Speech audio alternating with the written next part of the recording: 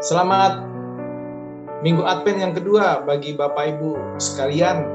Kita berjumpa kembali di Minggu Advent kedua 5 Desember 2021. Sebelum kita merenungkan firman Tuhan, mari kita berdoa terlebih dahulu. Bapa di surga, kami bersyukur dan berterima kasih di pagi hari ini. Nama-Mu yang kami permuliakan di dalam perjalanan hidup kami, Tuhan. Dan biarlah di Minggu Advent yang kedua ini, kami boleh dikuatkan untuk melewati masa-masa Advent sampai Tuhan datang kedua kali. Bimbing kami dengan kuasa Roh Kudus-Mu, dalam nama Yesus Kristus kami telah berdoa. Amin. Saudara-saudaraku sekalian, salam sehat dan tangguh buat kita sekalian di hari Minggu ini, di bulan Desember, bulan terakhir tahun 2021, di minggu pertama bulan Desember. Kita akan berjumpa kembali pembacaan kitab suci kita dari Injil Lukas 1 ayat 68 sampai 79. Namun saya akan memenggalnya di ayat 68 saja. Itu yang akan saya sharingkan buat kita. Terjemahan baru Lembaga Alkitab Lukas 1 ayat 68 sampai 79. Kita akan membaca di ayat 68. Terpujilah Tuhan Allah Israel, sebab Ia melawat umat-Nya dan membawa keselamatan baginya. Saudara-saudara, ini cerita tentang tokoh Zakaria, seorang imam dari rombongan Abis. Dia bertugas di Bait Allah sebagai imam. Dia bersama istrinya bernama Elisabeth, hidup saleh dan benar, tak bercacat di hadapan Tuhan. Mari kita membacanya khusus di ayat Lukas 1 ayat 6 yang mendahului sebelum kita berjumpa di ayat 68. Berbunyi demikian: keduanya adalah benar di hadapan Allah dan hidup menurut segala perintah dan ketetapan Tuhan dengan tidak bercacat.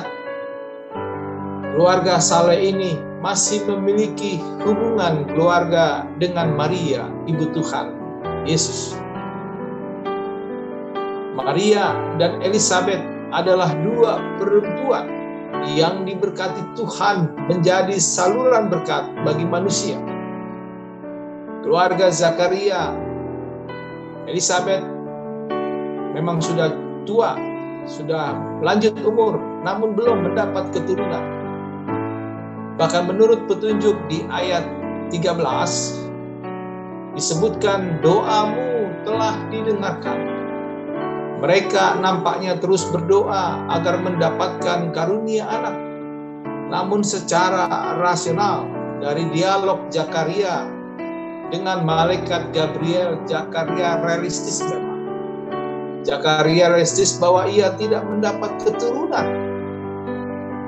Padahal keturunan merupakan kehidupan yang harus dijalani, dan dia tetap setia di hadapan Allah.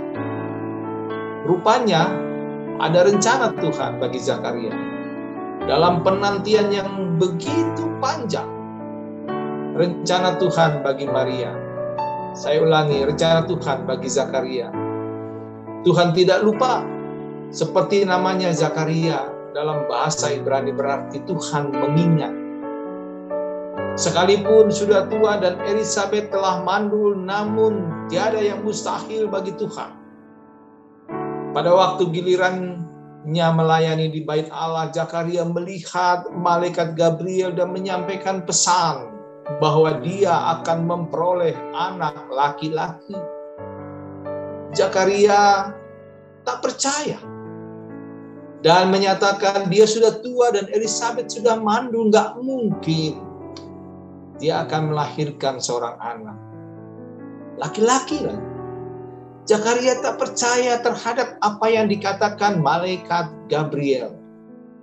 Maka sebagai tanda baginya, Zakaria pun bisu sampai anak itu lahir. Elisabeth pun mengandung seperti pemberitahuan malaikat. Ketika waktunya bersalin, lahirlah seorang anak laki-laki bagi keturunan, bagi keluarga Zakaria.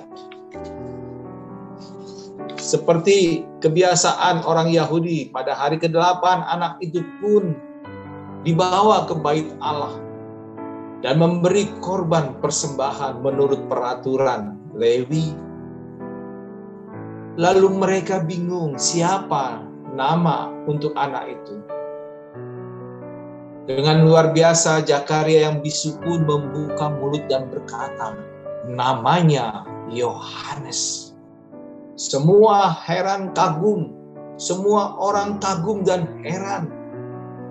Dan akhirnya percaya Tuhan menyertai anak tersebut dan akan dipakai menjadi pekerjaan Tuhan yang besar. Apa yang dilakukan Zakaria setelah menyebut nama anak itu? Dia menyampaikan syukur kepada Tuhan. Zakaria menyanyikan pujian bagi Allah karena perbuatan Allah telah nyata. Bukan hanya itu, jika kita membaca keseluruhan nyanyian Zakaria ini, menyanyikan bahwa Tuhan telah melawat umatnya dan membawa kelepasan bagi umatnya. Yohanes bukanlah Mesias, tetapi Yohanes mempersiapkan orang untuk menyambut Mesias. Dari sekian lama penantian Mesias yang dinanti-nantikan umat Allah Israel, Tuhan tidak lupa, namun mengingat janjinya. Seorang pendahulu bernama Yohanes telah lahir dan menyuarakan pertobatan agar setiap orang mempersiapkan diri dan menyambut Mesias. Saudara-saudaraku, Bapak Ibu, anak-anak sekalian, apa yang dialami Zakaria ini meyakinkan bahwa Tuhan akan menggenapi dan akhirnya menggenapi janjinya. Tuhan telah melawat dan membawa kelepasan bagi umatnya. Dengan kelahiran Yohanes Pembaptis, seperti berita malaikat Gabriel bahwa Tuhan akan memenuhi janjinya. Dan akhirnya Yohanes adalah orang besar, orang yang besar dan mewujudkan misi Allah, mempersiapkan jalan bagi kedatangan Mesias. Saudara-saudaraku, di Minggu Advent kedua ini, dalam penantian panjang, ingatlah menerima kasih karunia Tuhan. Tidak ada waktu yang terlalu lama. Tetaplah kita setia dan berpengharapan pada Tuhan di masa-masa Advent ini. Apapun yang telah kita minta kepada Tuhan, bertekunlah dalam doa.